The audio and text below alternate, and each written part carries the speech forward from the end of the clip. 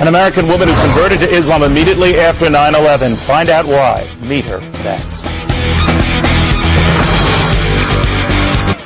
Well, she was the girl next door, blonde hair, blue eyes, a practicing Catholic. But after 9/11, she found herself drawn to Islam, a religion she says empowered her.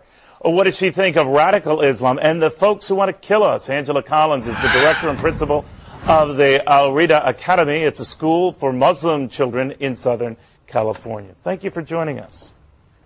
Thank you. Assalamu alaikum. Tell me a little bit about why and how you made this transformation. I traveled a lot abroad across the world. I went to India and through the Middle East and met Muslims everywhere. And the people that I met were so genuine and generous in their nature. And I wanted to learn a lot more about them. So I came back to the States. I met Muslims here, and they became my friends. And then 9/11 happened, and our entire country pointed their finger. They blamed Muslims, of course. And I had an opposite experience of knowing these people, so I spoke out against it. But then, of course, I'm challenged, and people want to know what Islam really teaches, and I didn't have that knowledge. So what I did is I picked up a Quran, and I started reading, of course thinking, here's a book that discriminates against women, does not give them their equal rights, is not fair and divided. But I found exactly the opposite after reading the direct source and the direct word of God. And after that, I took my Shahada and I converted to Islam.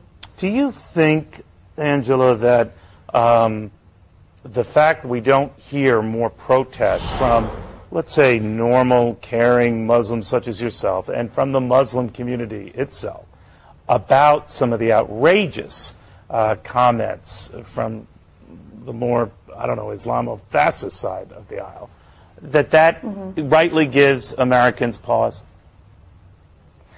I do blame ourselves for not being out in the media more. Definitely we need to get out there. However, when we do stand in protest, for instance, in front of the federal building in Westwood, they turn off all the lights, and we get a counter-protest on the other side, and traffic builds up.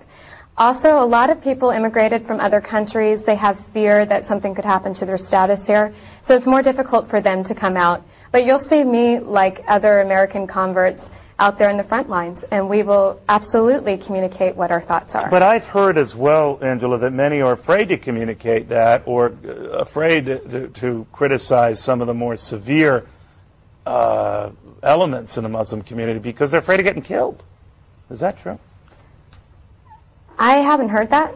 I think the only thing that I've heard is people are afraid of losing their status here in America. As for death, no. Although I've had my own experience where I was standing out there in a protest and a lady came out of her car. She jumped in front of my face and she pushed me. Of course, I didn't push her back, and she was older. She was maybe in her 50s, and she was Israeli and very upset. I just figured she was responding with her emotions, but I didn't react. But you know, there are a lot of, we're showing a picture of you, Angela, before you made this transformation and became a practicing Muslim, and a lot of young women who would be looking at you now versus then would say, all right, she's covered herself up, she seems to have given away a lot of herself for religion we don't understand and somehow seems detrimental to women. You're saying that's not the case? No, absolutely not. I'm not sure which picture is being shown of me, but I'm sure I'm giving up a lot more of myself than now. How does your family feel about this? My family, at first it was difficult, but now they're extremely supportive. We have conversations. We talk about terrorism all the time. I remind them they're Catholic, that, hey, right, that's a Angela? story. Have any of them? Yeah, Have they're any Catholic, of them become Irish Muslim? Catholic. No, they haven't. Okay. No. Angela, thank you for joining us in Irvine, California. Angela Colins. Thank you.